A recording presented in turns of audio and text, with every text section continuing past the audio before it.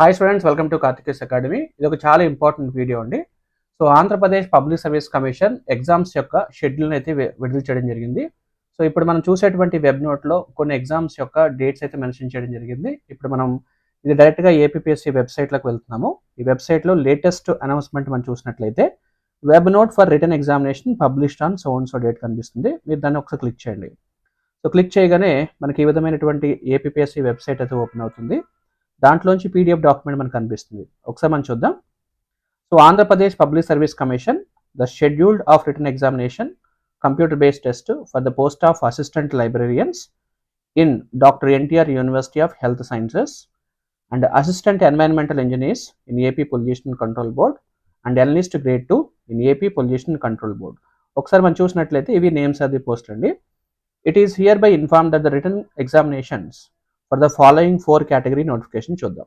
First వచ్చేసి assistant librarian in doctor NTR university in health sciences.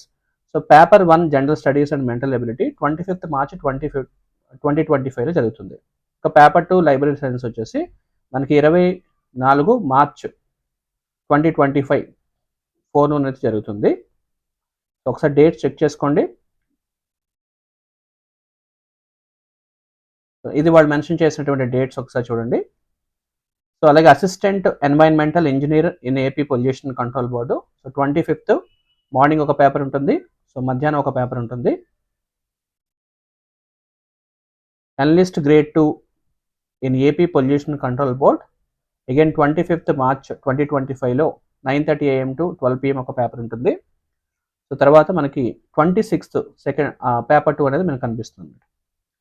Next deputy education officer DEO in AP education service 26th March 2025లో మధ్యాహ్నం ఒక paper కనిపిస్తుంది. అలాగే 27thలో paper 2 paper 3.